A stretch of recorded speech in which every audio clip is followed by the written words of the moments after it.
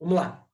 Hoje, a nossa aula de sociologia vai ser sobre a sociologia brasileira. Eu separei 5 grandes sociólogos para vocês, os principais sociólogos do Brasil aí, 5 nomes mais importantes dessa sociologia para a gente trabalhar. Mas a gente tem que voltar um pouquinho para abordar algumas coisas antes de começar a falar sobre Sérgio Buarque de Holanda em si.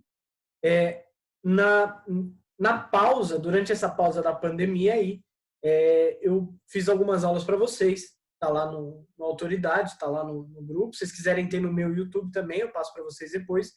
Mas eu fiz algumas aulas sobre a sociologia clássica. Então tem lá Karl Marx e Max Weber, né?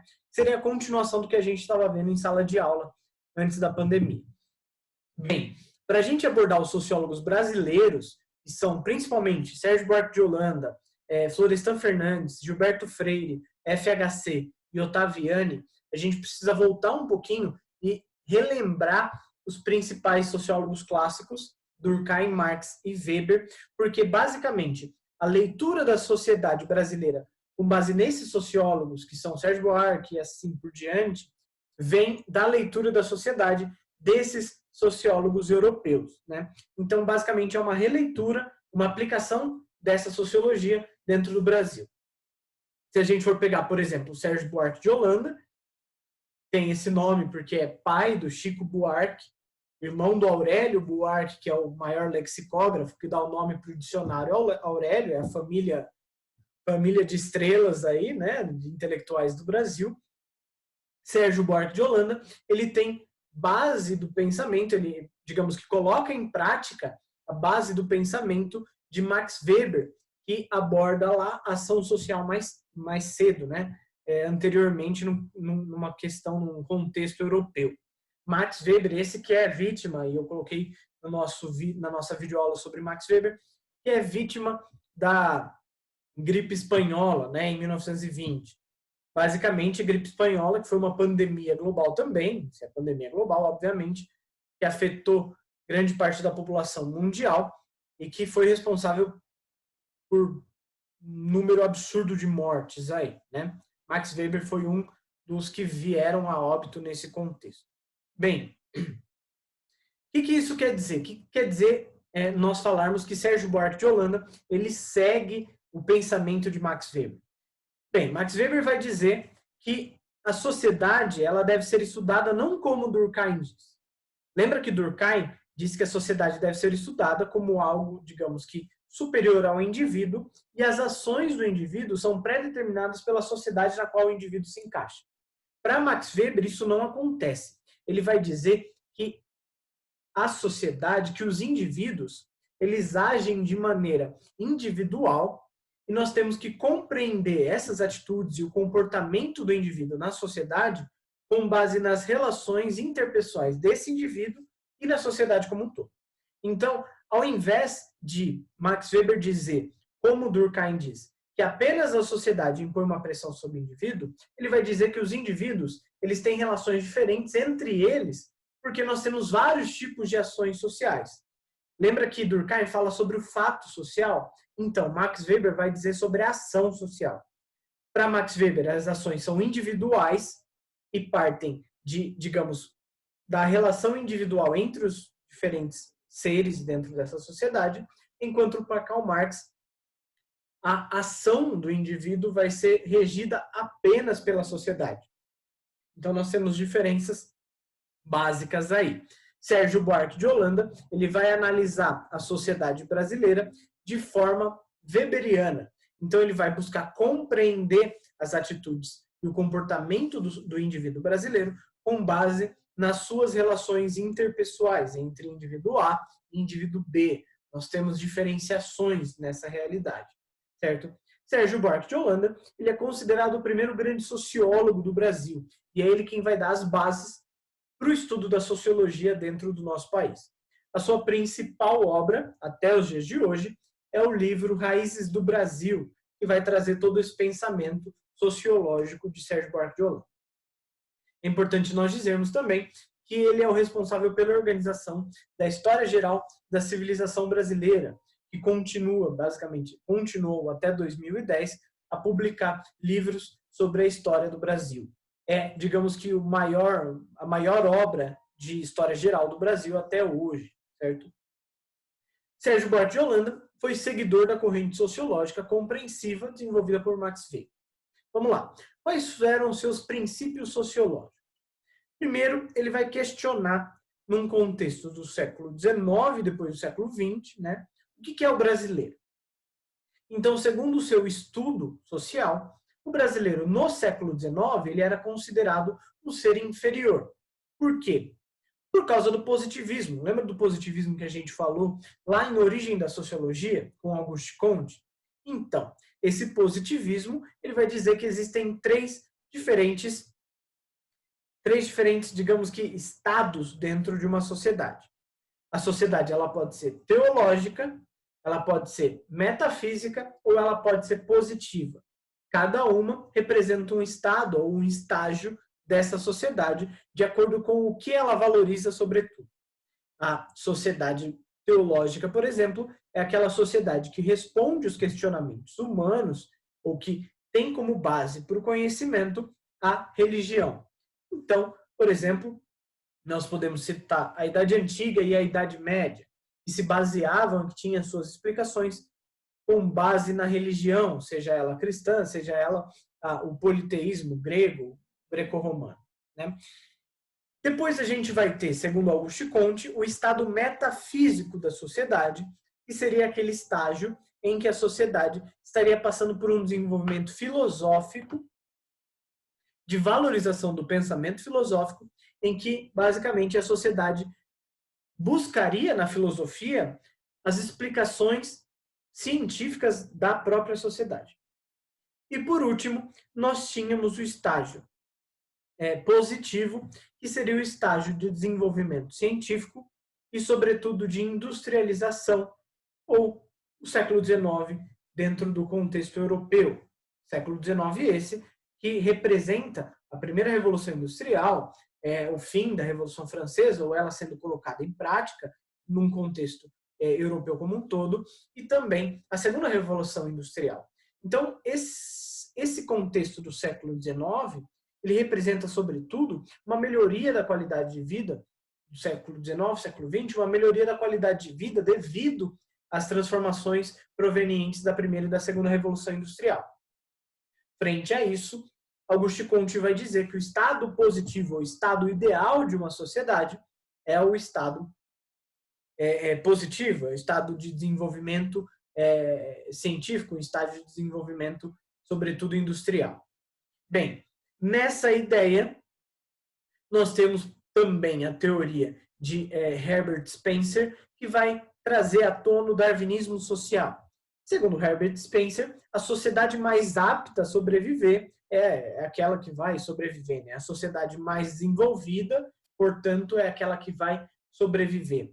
Frente a isso, nós temos no século XIX o imperialismo desenfreado, nós temos no século XIX o início do nacionalismo, que a gente pode visualizar na unificação da Itália e da Alemanha, e assim por diante. Então, num quesito do século XIX como um todo, o brasileiro ele é considerado inferior, por quê? Porque o Brasil não é industrializado, porque o Brasil é miscigenado culturalmente e etnicamente. Então, de acordo com o pensamento dos grandes filósofos, dos grandes pensadores do século XIX, como Herbert Spencer ou como Auguste Comte, o indivíduo brasileiro ele é considerado inferior. A partir de 1930, principalmente no contexto pós-Primeira Guerra Mundial e pós-crise do liberalismo econômico, com a quebra da Bolsa de Valores de 29, nós temos novas concepções em relação ao que é o brasileiro, que vem também nascente com o movimento modernista brasileiro, com Tarsila do Amaral, Oswald de Andrade, Mário de Andrade e assim por diante. Tudo isso vai trazer à tona uma nova ideia do que é o brasileiro frente à cultura dele, frente ao pensamento do contexto filosófico do século XX, já sendo propagado novas ideias, como, por exemplo, provenientes da Revolução Russa. Então, nós temos novas formas políticas, nós temos o questionamento do liberalismo econômico, nós temos diversos modelos culturais sendo defendidos e assim por diante. Novas filosofias, certo? frente a isso, o Sérgio Buarque de Holanda ele vai visualizar que dentro do Brasil nós temos ainda uma ideia de inferioridade frente aos outros povos do mundo, sobretudo europeus e norte-americanos, mas nós temos novas ideias. E uma dessas novas ideias é também criada por Sérgio Buarque de Holanda, que vai, digamos que, destrinchar toda essa realidade. Bem, ele vai trazer aquele conceito de ação social de Max Weber, que é dividido em ação social afetiva, ação social tradicional e ação social racional em relação a fins, em relação a moral, né, a valores, e ele vai trazer esse conceito de ação social para o Brasil. Bem, segundo o Sérgio Buarque de Holanda, a ação social brasileira ela é afetiva demais. E para ele deveria ser mais racional e menos afetiva. Como assim? Bem, ele vai dizer que o brasileiro ele tem o costume de trazer a afetividade para todos os âmbitos de sua vida. E ele vai dizer que a principal diferença da sociedade brasileira que nós podemos visualizar se encontra na força da família. E quando ele diz força da família, nós podemos visualizar isso nas relações sociais dos brasileiros, que são, sobretudo, afetivas. O brasileiro tende a tratar grande maioria dos seus conterrâneos, a grande maioria das pessoas que têm relação social consigo, seja no mundo do trabalho, seja no mundo da escola, da educação, ou seja no mundo, enfim, qualquer realidade social brasileira, ele tende a afetizar essa relação, ou seja, ele transforma uma relação social, digamos que comum, em uma relação social familiar. Nós podemos visualizar isso a partir da utilização da linguagem. O brasileiro tem o costume de colocar o sufixo inho, por exemplo, em todas as palavras. Então, sufixo ou prefixo, não lembro exatamente gramática em relação a isso, mas ele tende a falar, por exemplo, aquele carinha, aquele amiguinho, aquele professorzinho, aquele tal. Isso demonstra afetividade dentro do brasileiro, que repulsa a formalidade, não gosta, digamos que demonstra o ódio ou o não gosto mesmo, né? A formalidade que o brasileiro tem, culturalmente falando, e uma repulsa à burocracia também, uma vez que essa repulsa à burocracia ela pode ser vista na concepção de patrimonialismo brasileiro. Segundo Sérgio Buarque de Holanda, vai ser algo comum no contexto histórico brasileiro, e percebam, quando ele fala em relação ao patrimonialismo, ele está falando na sua obra de 1936, de que o brasileiro já se apropriava do público, então daquilo que era público, daquilo que era do governo, daquilo que era do Estado, e que também já lá em 1930 já tinha como algo comum dentro da característica, uma característica comum da sociedade brasileira, o nepotismo, principalmente na área da política. O que é nepotismo mesmo? Nepotismo é a apropriação de cargos públicos para familiares ou para pessoas do círculo social seu. Bem, é aquela velha ideia de que uma pessoa, quando se encontra num órgão público, ele facilita a entrada de um familiar, seja de um filho, seja de um neto, seja de enfim, qualquer pessoa próxima a ele. Esse nepotismo que é algo que nós vemos muito hoje dentro da política do Brasil, né? Então é algo que é muito comum dentro da nossa política hoje em dia. Bem, Sérgio Buarque de Holanda vai dar continuidade a esse pensamento, dizendo que existe uma característica destaque do brasileiro, que é comum dentro da nossa sociedade e do nosso indivíduo, que é a cordialidade.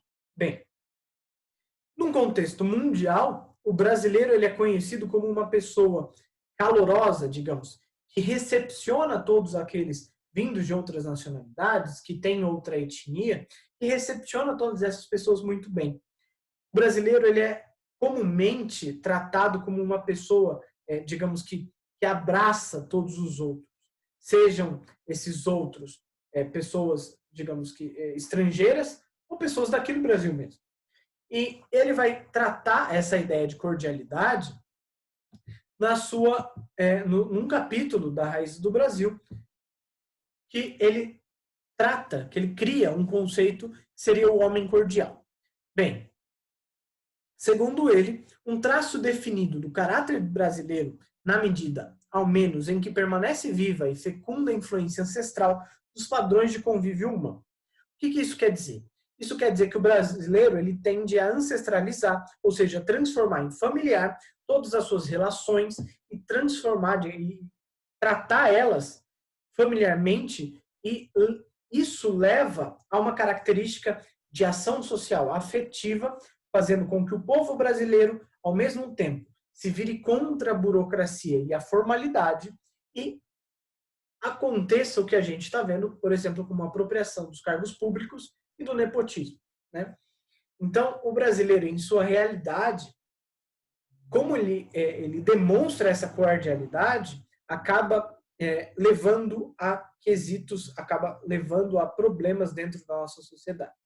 Por fim, ele vai criticar a cordialidade do povo brasileiro, dizendo que a mesma serve como uma máscara que permite ao indivíduo preservar suas emoções frente à sociedade, mantendo sua supremacia na mesma. O que isso quer dizer?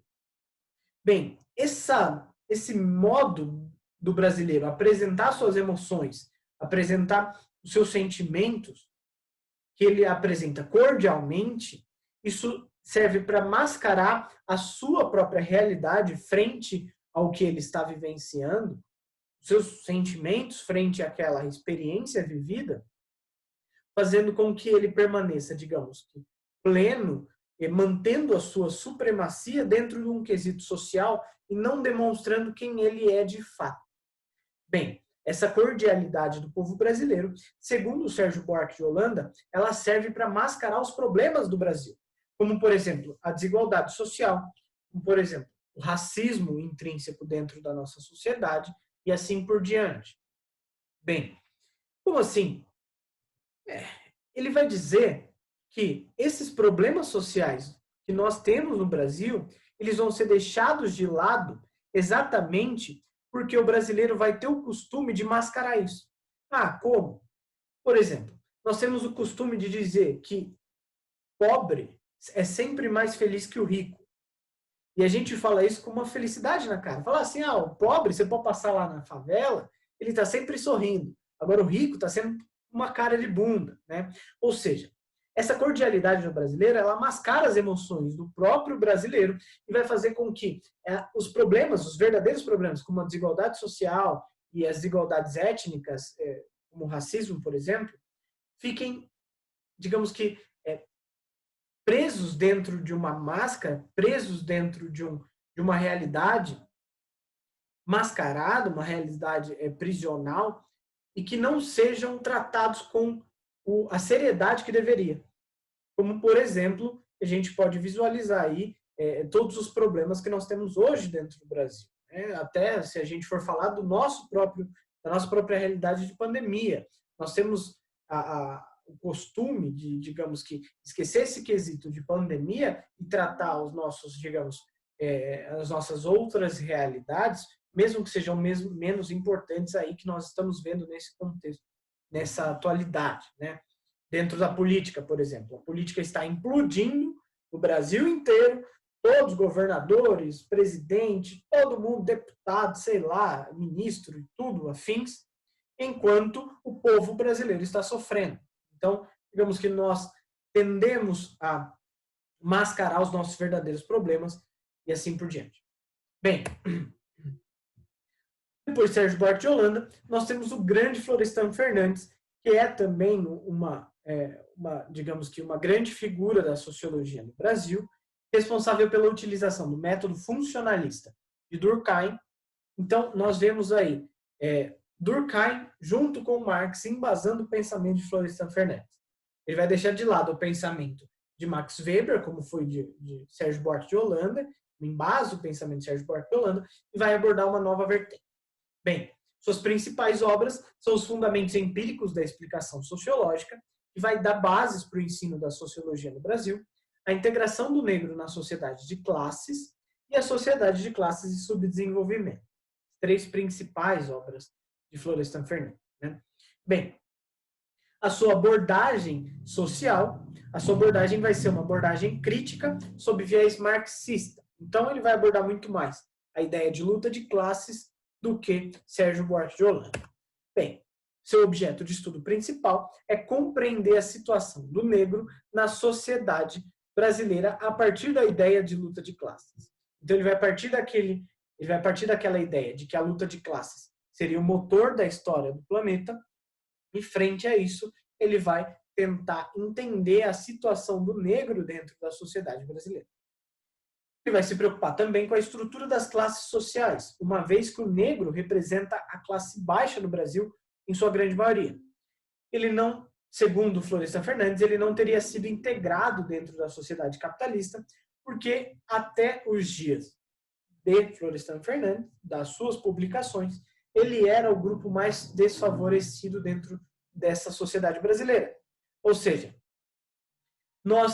ele vai analisar a história do Brasil e, segundo ele, o negro ele não foi integrado dentro da sociedade brasileira depois da proclamação da República, uma vez que nós não temos, digamos que, meios governamentais, estatais, para que o negro tivesse sido integrado dentro dessa sociedade. Quando nós temos em 1888 a abolição da escravatura com a Lei Áurea, nós não temos nenhuma medida sendo tomada para que o negro seja integrado.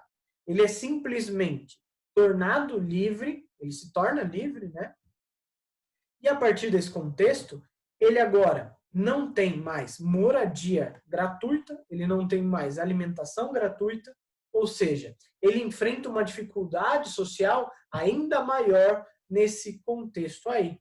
Então, ele vai ter que lutar para, digamos que, conquistar as suas condições básicas de vida, apesar dele já estar numa condição de marginalização total, uma vez que ele não tem de onde, né, tirar essa realidade. Nem, por exemplo, Florestan Fernandes vai dizer que o básico para que uma pessoa consiga sair da sua estrutura de exploração, digamos, é a alfabetização e, sobretudo, as condições de trabalho, as condições básicas de trabalho. E o negro, num contexto pós-libertação, pós-Lei Áurea, ele não vai ter essas condições básicas. Então, ele vai acabar não sendo integrado dentro da sociedade, sendo deixado de lado, sendo marginalizado, certo? E ele vai dizer que o grau de integração do negro na sociedade brasileira é parâmetro para a nossa democracia. Em suas palavras, o negro vai ser sempre, enquanto não houver democracia no Brasil, o nosso melhor ponto de referência para determinar que o Brasil não é uma sociedade democrática. Ou seja, no seu pensamento, não existe a ideia de democracia racial e não existe a ideia de democracia no Brasil, uma vez que as etnias e que as classes sociais não são igualitárias, não têm os mesmos direitos. Os negros não têm, segundo ele, os mesmos direitos que os brancos. É Florestan Fernandes, por exemplo, que vai lutar quando, mais tarde, deputado federal por São Paulo, é ele quem vai lutar pela educação para todos, né? Pelo acesso à educação de todas as pessoas, de todos os brasileiros. Então, digamos que essa cultura do brasileiro, ela vai ter como característica comum essa ideia de que o negro ele é marginalizado dentro da sociedade, né? E, segundo Sérgio Buarque de Holanda, isso vai ser, digamos que, tratado como algo comum ao longo do tempo, mascarando a realidade por ele vivida, e, segundo Florestan Fernandes, sendo um dos principais problemas dentro dessa sociedade, né? Para ele, a ideia de democracia racial, a ideia de que o Brasil seja o paraíso racial, seja um país democrático, onde existem todas as etnias, todas as raças, para ele é um mito. Por quê? Porque não é um paraíso, porque não existe democracia racial no Brasil. Para Florestan Fernandes, existem diferenças gritantes entre negros e brancos dentro dessa sociedade, e nós podemos visualizar como, por exemplo, a formação cultural, que é toda pautada numa cultura branca. Claro que isso vai se transformando ao longo do tempo, começa a se transformar com o modernismo. Vale a gente lembrar que até 1930, a República Oligárquica, ela trazia brancos para o Brasil, ela trazia europeus para o Brasil com a ideia de branqueamento da população, porque acreditava que a população branca era uma população superior, que o povo, que a raça branca, né, era uma raça superior. Então, a formação cultural do Brasil, sobretudo nessa República Oligárquica e até, digamos que o fim ali de 1945, ela vai ser pautada numa cultura completamente branca, né? Nós vamos ver a transformação disso a partir dos movimentos de contracultura negros, como, por exemplo, a capoeira, o samba, o carnaval e assim por diante. Então, a formação cultural brasileira, ela vai sendo criada com moldes brancos e vai, ao longo do tempo, tendo algumas características negras dentro dela, né?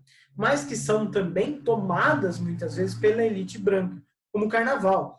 O carnaval nasce nas favelas, digamos que nos cortiços, nas favelas, no contexto do Sudeste e do Centro-Oeste brasileiro, e ele vai se propagando depois disso na elite. Ele nasce nas classes mais baixas do Brasil, pelos negros, e depois ele se torna um movimento, digamos que, elitista aí, né? Além disso, nós temos uma separação das classes sociais do Brasil muito grande, que demonstra essa falta de democracia racial, né? Essa falsa ideia de democracia racial. Uma vez que a classe elite é só composta por pessoas brancas e a classe baixa, pobre, é composta pela grande maioria de negros. E, além disso, nós temos um histórico favorecimento político da elite branca, que a gente pode ver principalmente na nossa República Oligárquica, mas que transcende o tempo, uma vez que, se nós pegarmos toda a história política do Brasil, a grande maioria dos seus representantes vão ser brancos, que são da elite, especificamente falando, ou seja, o negro, muitas vezes, ele vai ser deixado de lado na própria política brasileira, né? Ou seja, para Florestan Fernandes, a relação étnica do Brasil sempre viveu em pé de desigualdade. O paraíso racial, ou a ideia de paraíso racial que nós temos no Brasil, de que o Brasil é um paraíso porque tem todas as raças, por exemplo, recentemente, em 2018, eu fiz uma viagem para a Itália. E lá era muito comum as pessoas me perguntarem se o Brasil é mesmo um paraíso, porque tem lá loirinha, negra, tem tudo que você quiser, digamos, né? Então, essa ideia, até, digamos que patriarcal e de paraíso racial, ela serve para camuflar o racismo que existe dentro da própria sociedade brasileira. Muitos políticos, muitos brasileiros, eles vão dizer que não existe racismo no Brasil, que não existe desigualdade étnica no Brasil e não deve existir cota e assim por diante. Por quê? Porque, segundo eles, no Brasil existe uma democracia racial. No Brasil existe um paraíso racial. Aqui nós temos todas as raças, aqui nós temos todas as etnias e assim por diante. Florestan Fernandes, ele vai dizer que não. Ele vai dizer que essa ideia serve para camuflar o racismo dentro do Brasil, uma vez que ele está enraizado dentro da sociedade brasileira, e que ele é um dos grandes problemas para a desigualdade do Brasil, para a desigualdade social do Brasil, né? Então, essa leitura aqui é uma leitura, sobretudo, marxista, traz aquela ideia de luta de classes de Karl Marx, que a gente abordou na nossa última aula presencial e na nossa aula virtual também. Então, ele traz isso para um contexto brasileiro, lembrando que é nessa ideia posterior a 1929 que cresce o número de defensores do comunismo, do socialismo, do anarquismo e assim por diante. Porque nós vemos a crise do liberalismo, com a Primeira Guerra Mundial nós temos a crise do nacionalismo, Com a Segunda Guerra Mundial, nós temos uma nova crise do imperialismo, ou seja, as estruturas políticas elas vão sendo questionadas ao longo do tempo. Dentro de um quesito do Brasil, nós temos, posteriormente, a República Oligárquica e ao Estado Novo, que vai de 37 a 1945, também esse questionamento acontecendo. Por quê? A República Oligárquica, ela marca a grande desigualdade social e, sobretudo, a valorização e, digamos que, a corrupção dentro do Brasil escancarada no voto de cabresto, nas fraudes eleitorais, com as oligarquias estaduais, né? Principalmente com os estados de São Paulo e Minas Gerais, com o coronelismo. Bem, logo depois a gente tem a Era Vargas e de 37 a 45 a gente vive a ditadura do Estado Novo. Ditadura do Estado Novo é essa que marca a censura e, enfim, a falta de liberdade dentro do Brasil como um todo. Isso vai levar ao questionamento de grande parte dos intelectuais brasileiros frente a essa realidade, que vão trazer à tona novos pensamentos, novas filosofias com base no que estava sendo difundido lá na Europa. Lembrando que a grande maioria dos europeus vem nesse contexto de final da República Oligárquica e começo do Estado Novo para o Brasil.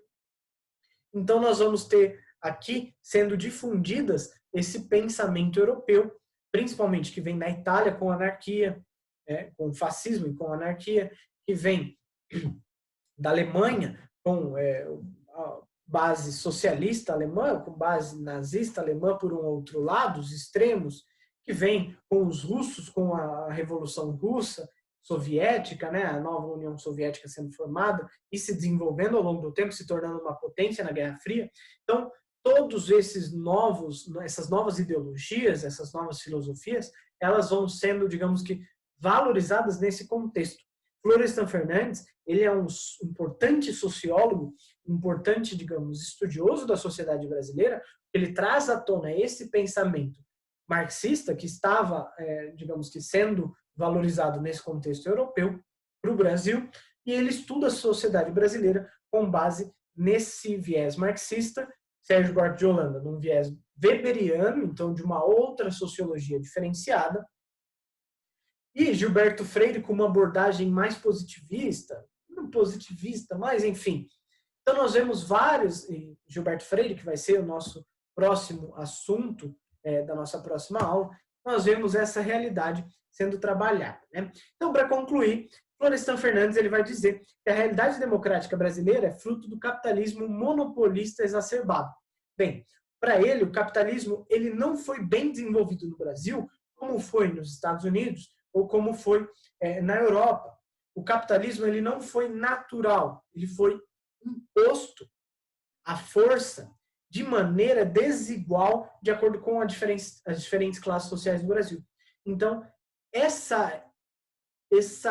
mau desenvolvimento do capitalismo levou às condições, aos problemas do Brasil, como, por exemplo, a exclusão, a desigualdade social, a exploração da burguesia sobre o proletariado e as consequências do racismo que a gente pode ver na falsa ideia de paraíso racial, os problemas étnicos do Brasil no racismo. Né?